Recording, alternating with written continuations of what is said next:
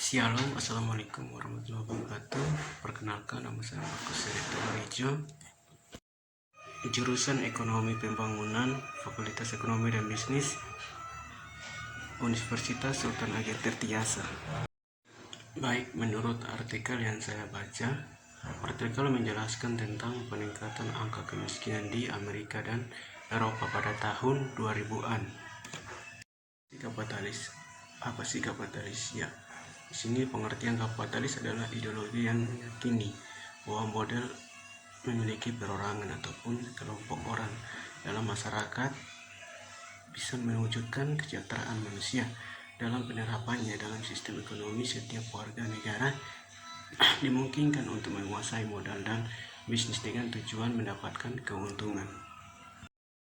Masuk ke pembahasan yaitu kegagalan kapitalis. Kegagalan kapitalis menjadi jelas di tahun 1960-an hingga tahun 1970-an karena selama ini waktu negara dengan tingkat pertumbuhan yang tinggi mengalami segudan masalah termasuk peningkatan ketimpangan dan kemiskinan. Sejak tahun 1980-an hingga saat ini, negara-negara miskin menghadapi tantangan ekonomi, stagnasi, dan krisis.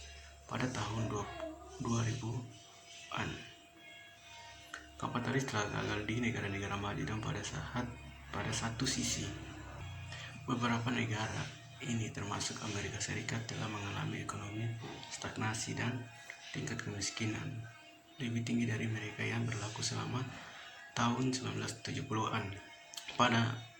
Di sisi lain, negara lain seperti yang ada di Eropa telah mengalami stagnasi dan pengangguran kemiskinan yang minimal selama tahun 2000-an. Saat itu dunia berada dalam krisis ekonomi terdalam sejak depresi hebat. Menurut Redox, kemiskinan diartikan sebagai ketidakmampuan untuk mencapai tingkat keberadaan minimum dengan asumsi bahwa cara utama orang memperoleh sumber kehidupan mereka adalah dalam kapitalis. Kapitalis adalah dengan menjual angkatan kerja. Jika upah dinaikkan, hasilnya akan lebih banyak kemiskinan karena peningkatan dalam pengangguran. Upah yang lebih rendah memprovokasikan tingkat pekerjaan yang lebih tinggi, dan upah yang lebih tinggi memicu tingkat pengangguran yang lebih tinggi. Berdasarkan pada materialisme dan historis, menurut Karl Marx, konsepsi tentang kelas sosial, perubahan sosial, kekuasaan, dan negara di mana konsepsi-konsepsi tersebut saling berkesinambungan satu sama lain. Pertama yang patut diperhatikan dalam setiap day adalah bahwa kemiskinan terlihat dengan gaji dan akibat untuk pekerjaan, karena untuk kebanyakan orang satu-satunya komunitas yang mereka memiliki menjual adalah tenaga kerja mereka.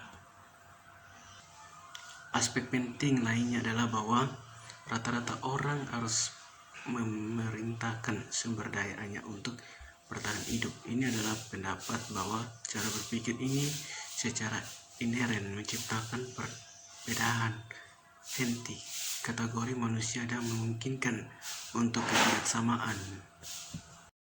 Kesimpulan, evolusi kemiskinan di Amerika Serikat dan Eropa, konseptualisasi kemiskinan, arti dan penyebab dari sudut pandang ortodoks, pandangan klasik dan neoklasik, dengan perdagangan